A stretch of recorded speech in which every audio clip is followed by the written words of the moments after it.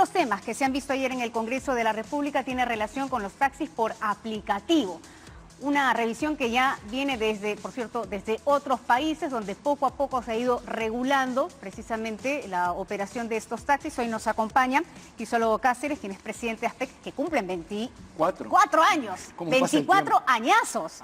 Por cierto, trabajando en una serie de propuestas en bien de la ciudadanía. Esta es una de ellas, porque primero que nos brinda seguridad y segundo que formaliza, ¿verdad?, la operación de estos taxis también. ¿Cómo están? Muy buenos días. Muy buenos días, Karina. Gracias por el saludo. Lo que ha ocurrido es que cuando empezaron a funcionar este sistema novedoso de taxis por aplicativo, ellos no asumían ningún tipo de responsabilidad. Los usuarios del servicio podían tener algún tipo de problema, dificultad, y bueno, ellos se exoneraban de cualquier responsabilidad diciendo somos un intermediario. Esa era la palabra que utilizaban, intermediario, entre el consumidor y entre el chofer. Pero si hay algún problema entre el usuario y el chofer, es cosa de ellos. Yo estoy al margen. Entonces, ¿cómo ha cambiado eso? Ha cambiado radicalmente. Primero porque ahora estas empresas están adscritas al Ministerio de Transportes y Comunicaciones, que es la entidad que los va a fiscalizar.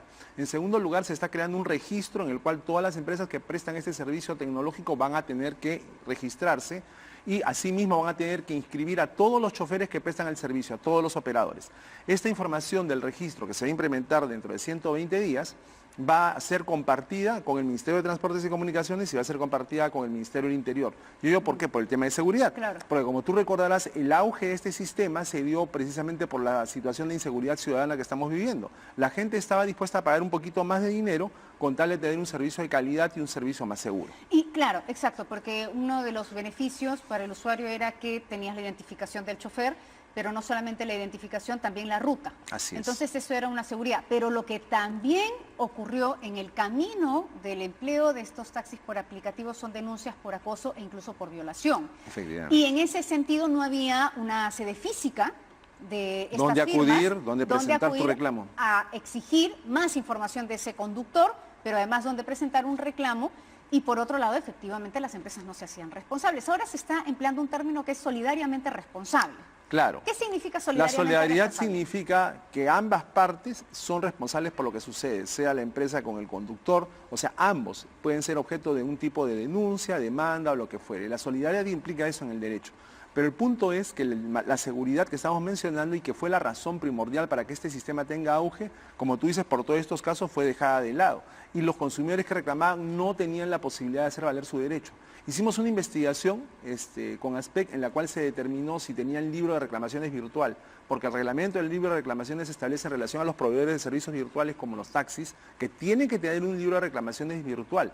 Por ejemplo, tú has visto que Amazon y demás te venden de manera virtual y si tú tienes algún reclamo lo puedes hacer. Y hay un montón de proveedores que se están popularizando en los últimos años cada vez en mayor número ofreciendo servicios virtuales. Entonces, el hecho de que te ofrezcan un servicio virtual no quiere decir que sencillamente tú seas un intermediario, entre comillas, y no tengas ningún tipo de responsabilidad frente al consumidor.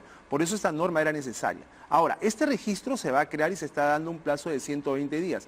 Esta ley que crea esta norma va a tener un reglamento que será en 90 días. Y en el reglamento se va a determinar cuáles son los derechos y obligaciones, los derechos y normas de seguridad del consumidor. Se va a establecer de manera clara lo que todos sabemos, que la base de datos con la información sobre el consumidor no puede ser comercializada ni puede ser destinada a otro fin. Se va a ver el tema de las infracciones y sanciones, cómo se van a manejar por parte de las autoridades. Yo imagino que ahora que se ha aprobado la ATU, también se va a tener que tener en cuenta esta nueva normativa al momento de hacer el reglamento. Claro. Ahora, el otro gran tema era el SOAT, ¿no? Porque al no ser estos vehículos inscritos dentro de un sistema de taxis formales, tampoco, no es que no se les exigía, ellos mismos se eximían de no contar con un SOAT. No se les exigía revisión técnica tampoco. Exacto. Pero eso es el colmo. El colmo, porque están fuera de la formalidad absolutamente. Fíjate tú que ahora en esta norma se ha tenido que establecer que las unidades van a tener que cumplir, entre otros requisitos que mencionas, el tema de acreditar la revisión técnica.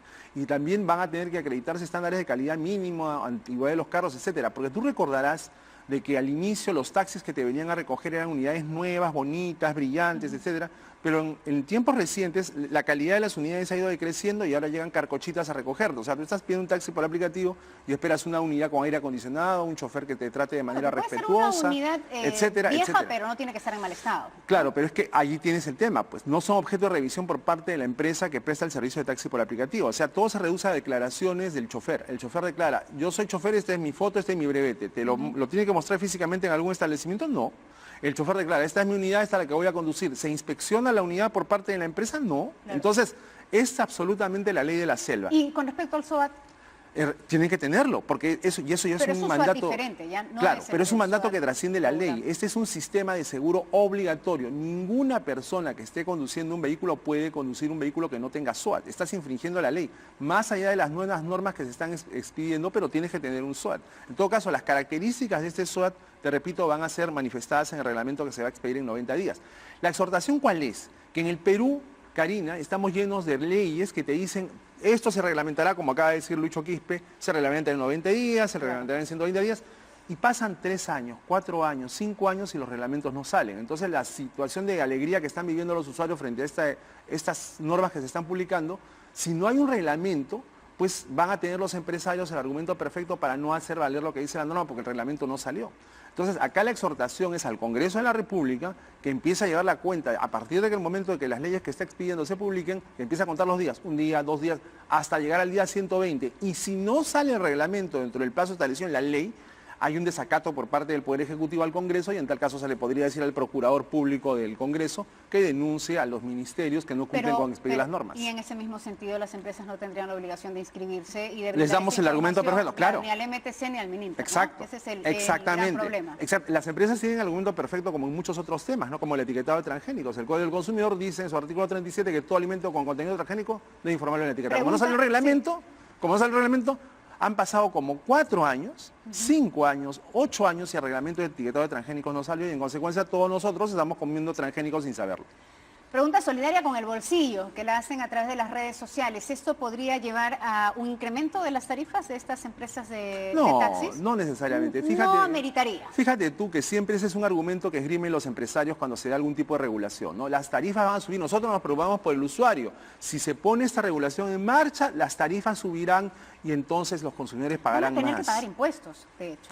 Bueno, una empresa que ya realiza actividades comerciales tiene que tributar como lo hago yo, como lo haces tú. Como o sea, lo hacemos todos pagamos impuestos, o sea, eso es lo normal. Pero con esta modalidad de que no había legislación al respecto, con esta modalidad de que ellos se consideraban intermediarios, bueno, pues estaban viviendo en un limbo jurídico maravilloso, eran seres inimputables, impolutos, podía pasar lo que fuera al interior de las unidades y no había responsabilidad alguna. Y eso es inadmisible en cualquier sociedad civilizada. Los taxistas formales a los cuales les pides un montón de requisitos, cursos de capacitación, tarjetas especiales, etcétera, tenían pintura en los vehículos. Tenían todo el derecho de protestar, ¿no? O sea, se sentían ellos que había acá una suerte de competencia desleal. Bueno, esto ha venido sucediendo en varios países, en realidad, España, por ejemplo, en los cuales al final las autoridades han determinado que los taxis por aplicativo también tienen que estar sujetos a algún tipo de regulación. O sea, esto es lo normal. O sea, no tenemos por qué preocuparnos y no tenemos por qué creer que las tarifas van a subir, que el servicio va a escasear, que va a desaparecer. No, la regulación es importante si por medio está la seguridad de los consumidores. Y además promueve la sana competencia, ¿no? Hay pronunciamientos por parte de Cabify y de Easy Taxi, son dos de los primeros que se han pronunciado en favor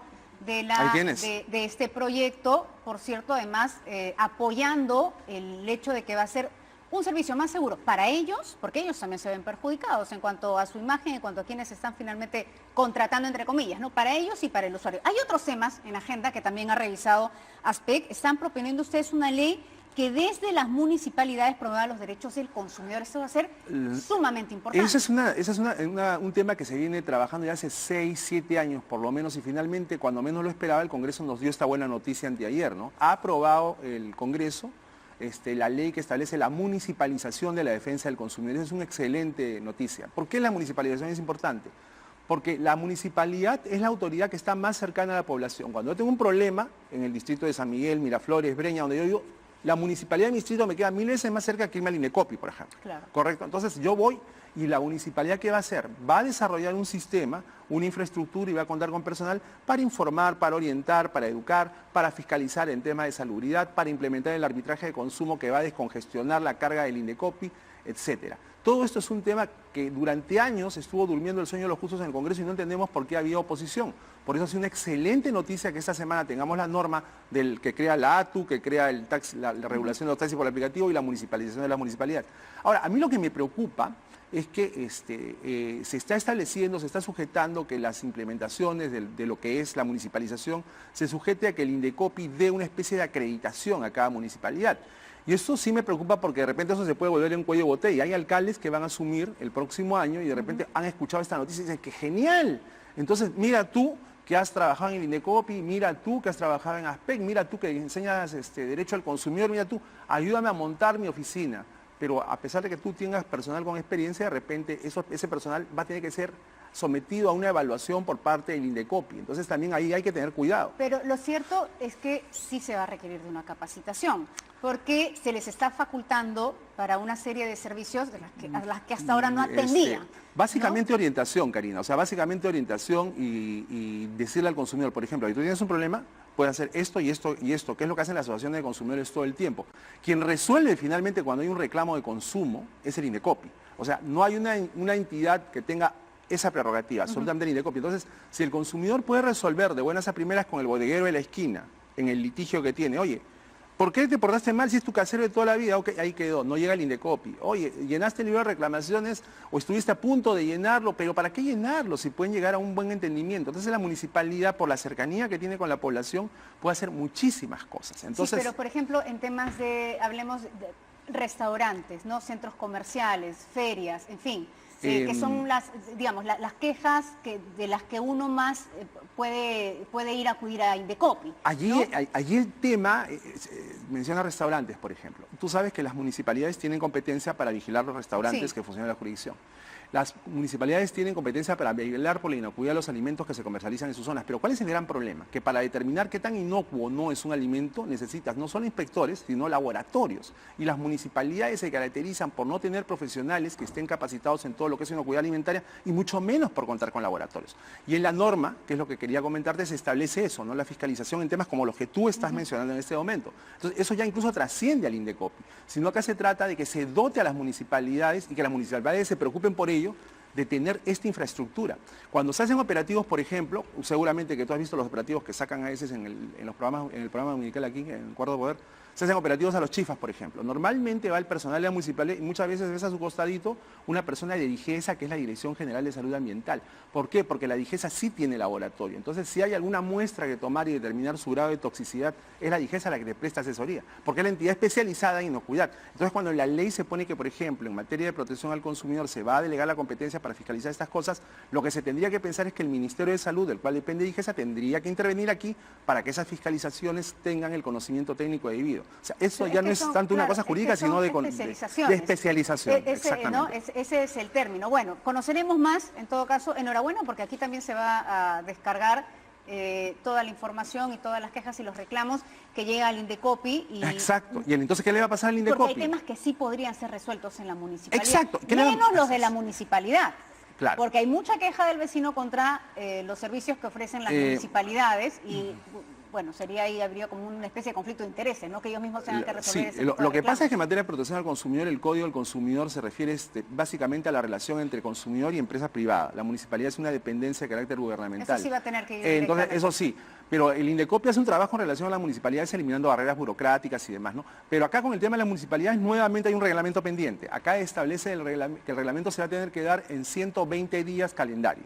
Así como en los otros dos se da en 90, en la ATU y en el tema de taxis por aplicativo, en este caso se da 120 días de plazo para que se expida el reglamento. Nuevamente la invocación para que por favor el reglamento salga a tiempo, porque para los vecinos... cumplan con el calendario, por favor, ¿no? Exactamente, o sea, hay que poner una especie de contómetro, que ya faltan 110 días, 109 días para que estas normas se cumplan, porque uno se siente engañado, ¿no? Se dan normas. Fíjate el caso de los octógonos en el etiquetado de los alimentos envasados, por ejemplo. El reglamento demoró 4 años en salir, el reglamento de la ley de alimentación saludable, y solo salió por el escándalo de las leches. Bueno, habían conflicto de intereses, ¿no? Hay que decirlo con todas sus palabras, sí, porque eso fue lo que encarpetó el proyecto, ¿no? Ahora... Se descubrió lo que sí, era un secreto a voces y quedó en evidencia, ¿no? Sí. Que habían presiones políticas al más alto nivel para que el etiquetado octogonal, que es muy claro, y acaba de salir un reporte en Chile, ha reducido los niveles de consumo de comida chatarra y por ende los niveles de sobrepeso infantil. Entonces, ese es el tema al que tiene que caminar Perú, en el que estamos viendo una crisis de enfermedades no transmisibles. Para despedirnos, el teléfono de ASPEC, hay que recordarlo siempre. 448-5000, repito, 448-5000 es facilito, pero más fácil todavía, ingresen a nuestras redes sociales.